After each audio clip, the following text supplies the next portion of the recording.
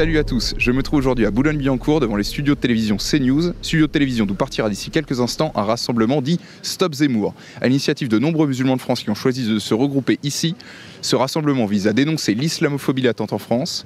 On va les approcher pour savoir quelles sont leurs revendications, ce qu'ils espèrent d'une telle lutte, mais également quelle est la place de l'islam et de la communauté musulmane en France. C'est Thibaut pour le Média pour tous. Allez, c'est parti. Macron, c'est moi qui le paye.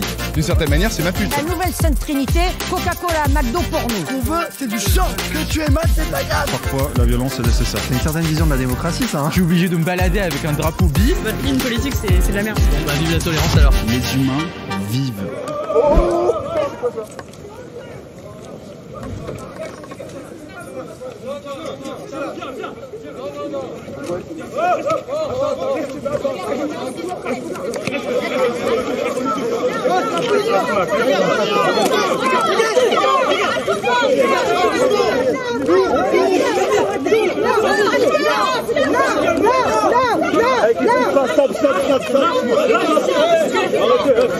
Fais pas ça, oh, y'a rien à filmer là, y'a rien à filmer, fais pas ça, arrêtez de faire ça, lâche-toi.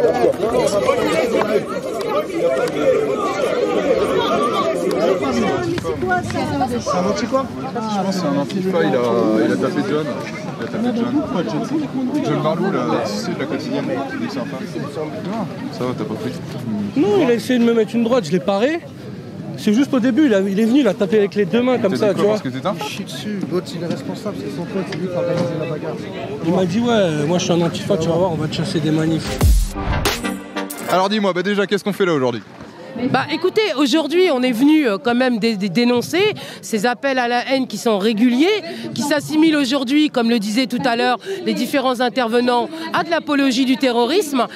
Ici, il s'articule comment, monsieur Éric Zemmour et l'organe de presse qui est, enfin de propagande, qui est CNews, eh bien ils attisent la haine. On a eu Bayonne juste après que monsieur Éric Zemmour nous ait dit que l'armée allait faire un nettoyage ethnique et qu'elle allait se former grâce à l'armée israélienne comme elle l'avait fait à Gaza. C'est quand même extrêmement grave qu'on ait de tels propos sur RTL à des heures de grande écoute. Il est temps qu'un type multirécidiviste, condamné par la justice française pour incitation à la haine, eh bien qu'on ne lui donne pas une tribune à l'intérieur de laquelle il peut, tous les jours de la semaine, appeler à la division entre Français, appeler insidieusement à la guerre civile.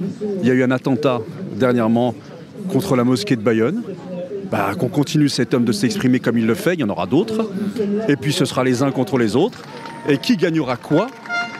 En quoi ce serait bien pour la France et les Français que des Français s'entretuent sur le sol français? Demain, s'il y a une guerre civile, c'est la pire des guerres, c'est pire qu'une troisième guerre mondiale. Parce que la guerre civile, c'est s'entretuer entre nous. Regardez la Syrie, il y avait des chrétiens là-bas, il y avait des musulmans. C'est pas qu'une problématique arabo-musulmane. Regardez l'ex-Yougoslavie, regardez la France ou l'Allemagne au lendemain de la Deuxième Guerre mondiale. Tout ça, ça ne sert absolument à rien. Ça enrichit une petite poignée de personnes. Et le diable, l'antéchrist, ils sont tous derrière tout ça. Quel est l'objectif de Zemmour? Est-ce que c'est un objectif politique? Est-ce qu'il est en lien? Est-ce que c'est uniquement médiatique? Est-ce que c'est commercial? Il est trop petit pour avoir des objectifs politiques. Il n'en a aucun. Arrêtons avec Zemmour. Il y aurait une idéologie, il y aurait du zemmourisme. Zemmour, c'est quelqu'un qui s'attaque aux femmes pour que les hommes achètent son livre. Ensuite, c'est quelqu'un qui veut réhabiliter le maréchal Pétain pour que les gens d'extrême droite achètent ses livres. Ensuite, c'est quelqu'un qui s'en prend aux musulmans pour que tous ceux qui craignent l'islam et les musulmans achètent ses livres. C'est un opportuniste. Il n'y a rien de politique. Il n'est pas assez grand pour cela. C'est un homme dont toute la société paye la thérapie, qui commence à coûter cher. Est-ce que finalement se concentrer sur la question de l'islamophobie, ça n'est pas participer de cet écran de fumée, participer de cette stratégie finalement? Ce qui vous gêne, c'est islamophobie. Ah, moi ça me gêne pas, je pose des questions. Moi j'ai envie de vous dire que pour moi le mot islamophobie, ça veut dire islam, ça veut dire paix, et phobie ça veut dire peur. Donc ça veut dire que ce sont des gens qui ont peur de la paix, et pour moi en déduit qu'ils veulent le chaos. Ce sont des gens qui aiment le chaos.